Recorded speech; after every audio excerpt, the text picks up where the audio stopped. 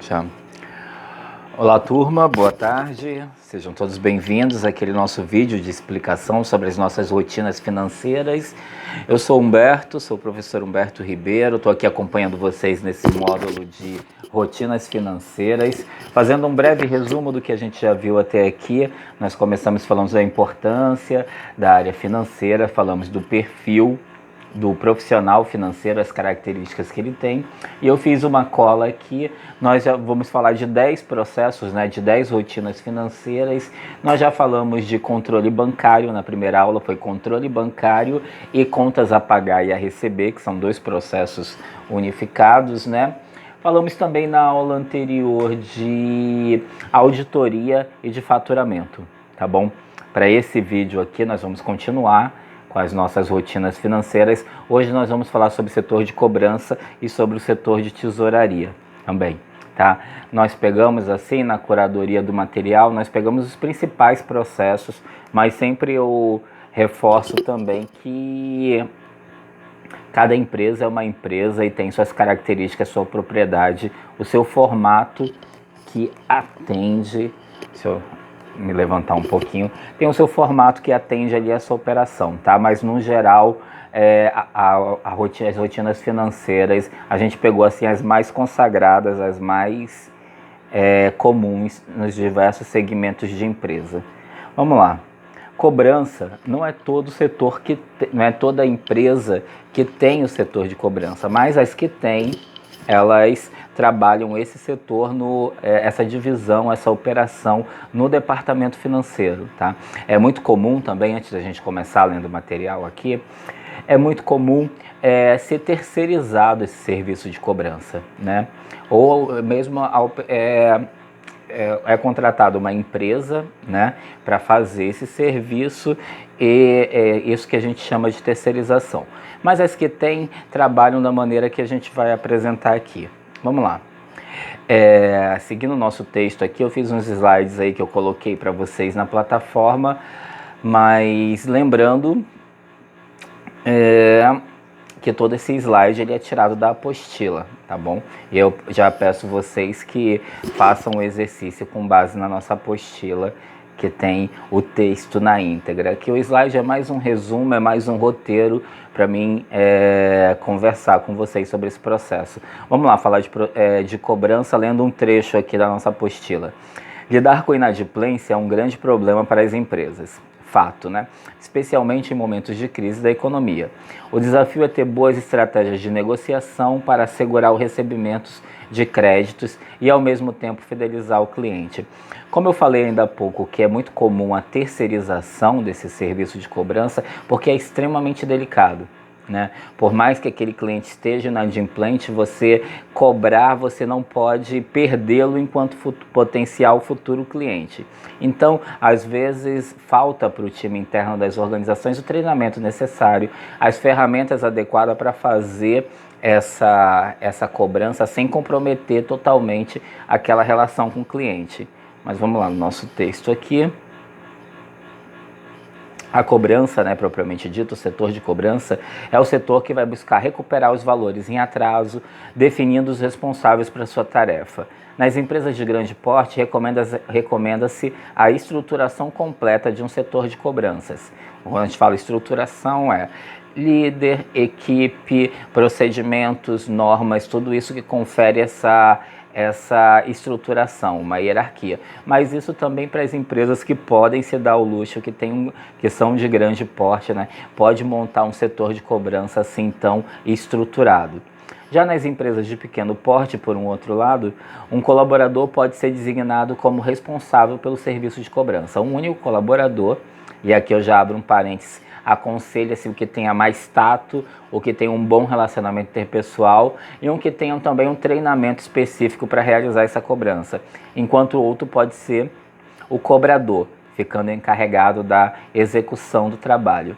Então, em diversos, tem formatos aqui para todos os portes de empresas. As grandes é necessário uma divisão, né, um departamento mais estruturado. Para as menores, 2 pessoas dão conta, né, de realizar, executar esse serviço. Vamos em frente aqui. E eu trouxe também algumas tarefas propriamente ditas, um roteiro assim de algumas tarefas que tem na apostila sobre o que é feito quais são as rotinas, o dia a dia nessa divisão desse setor de cobranças, que é uma das rotinas financeiras também, tá? Especialmente em empresas que trabalham com vendas, que basicamente todo mundo ou vende um produto ou vende um serviço, então eventualmente, se você vende, eventualmente também vai precisar fazer esse serviço de cobrança, por mais desconfortável que seja. Vamos lá. O serviço de cobrança deve ter as principais tarefas. 1. Efetuar contato preliminar com os clientes inadimplentes. Então você tem que ter aquela relação por WhatsApp, aquelas famosas ligações. Você tem que contatar esse cliente, essa é a tarefa do setor de cobrança. Registrar os detalhes de cada contato para efeito de acompanhamento. Então é feito um relatório, data, solicitação, resposta do cliente, se ele sinalizou com algum prazo, a negociação que foi feita, novos prazos de recebimento. Então há essa burocracia, você tem que fazer o registro, um diário, vamos dizer assim, entre aspas, desse processo de cobrança que está sendo feito. Elaborar e enviar correspondências aos clientes, isso também é característica, isso também é responsabilidade da divisão de cobrança. Essas correspondências, algumas até oficiais, né, que precisam ser enviadas para o cliente. Outro tópico, registrar as recuperações de créditos obtidas com o trabalho de cobrança. Então algumas, dependendo do grau de inadimplência, alguns títulos, algumas cobranças já estão numa categoria chamadas incobráveis. Né? Então todo o trabalho que for feito de recuperação, especialmente desses incobráveis também, precisa ser feito um relatório, isso precisa ser mostrado à empresa e é um indicador também, é um termômetro do trabalho que está sendo feito ali. Orientar a atuação do colaborador, interno ou externo, com base nas diretrizes das empresas. O departamento de cobrança ele precisa ter um procedimento, né? E práticas e um roteiro como ser feita essa cobrança para não haver excessos, para a coisa não ser virado contra a própria empresa. Então tem que ser, como eu disse no começo, usei a palavra tato, acho que é exatamente isso. Você tem que saber operar essa operação, essa divisão de cobrança. Registrar os clientes inadimplentes nos órgãos de proteção ao crédito. Então é o famoso SPC, Serasa, cartórios e todos os órgãos de proteção ao crédito, é a cobrança que faz essa informação quando já chegou o determinado tempo de incluí-los nesses registros. Então, mais uma atividade do setor de cobrança. Assim como a nossa última aqui, providenciar ações extrajudiciais e judiciais de cobrança. Tá? Então envolve cartório, envolve juízes, então tem essa parte também, já é um outro nível de cobrança, onde pode haver bloqueio de bens e uma série de... Cada contrato requer consequências diferentes, mas em caso de execuções judiciais, quem faz isso é o profissional da cobrança que está lá dentro do setor financeiro. Que então a gente vê que tem uma série de tarefas, né, de atividades a serem feitas e está longe de ser uma situação confortável, mas é preciso fazer. Você precisa ter profissionalismo, isenção e saber tocar essas cobranças dentro da cordialidade, mas com firmeza sempre, né? Então a gente tem esse setor de cobrança, né? Mais uma vez, só para reforçar, é comum em empresas especializadas em serviços de cobrança. Então você terceiriza isso. Uma outra prática muito comum também é quando a dívida já está bolando há muito tempo, ela é vendida por um valor bem menor, claro, mas ela é vendida para uma outra empresa que adquire esse título de cobrança, né? E fica com essa responsabilidade de receber esse título, né? Então, concluímos aqui a nossa primeira parte, né, que é sobre a divisão de cobrança. Eu quero que vocês me tragam suas dúvidas e comentários, eu vou estar à disposição para a gente comentar sobre essa divisão. E uma outra divisão também muito legal, que eu acho, porque é o verdadeiro caixa forte da empresa, é a divisão de tesouraria, ou caixa central também. Algumas empresas, só fazendo uma introdução aqui antes da gente ir ao nosso texto, algumas empresas, elas por definição da operação, seja um supermercado, seja comércio, distribuidora, ou enfim, pela natureza da operação, ela movimenta um grande fluxo de dinheiro. Então esse dinheiro ele é guardado na tesouraria, guardado, e já tem um link com aquela relação lá da nossa primeira operação até ser mandado para o banco, né? Aí é feito o transporte de valores naquele carro específico para fazer isso, mas durante algum tempo aquele dinheiro fica na empresa, essa divisão recebe o nome de tesouraria ou de caixa central. E isso também é uma divisão do financeiro, isso também é rotina financeira, e a gente vai falar aqui. Sobre o espaço físico, é um cofre disfarçado de setor, né? As portas são especiais, a grade é todo um sistema reforçado de câmera e vigilância, os processos são mais acompanhados, o fluxo nesse setor de tesouraria é evidente que ele não é tão livre o acesso quanto em outras divisões, são as práticas de segurança que são necessárias para a gente manter ali aquela grande quantia, né? Então vamos ver alguns detalhes aqui da tesouraria. Esse é o setor que tem como tarefa permanente o controle do fluxo de caixa da empresa, ou seja, registra todas as entradas e saídas de dinheiro diariamente. Ao mesmo tempo, realiza a gestão de contas bancárias da organização. Então, tesouraria, por consequência, já liga com aquela primeira rotina que é o contato com os bancos. Você guarda o dinheiro na empresa durante um tempo muito determinado, né?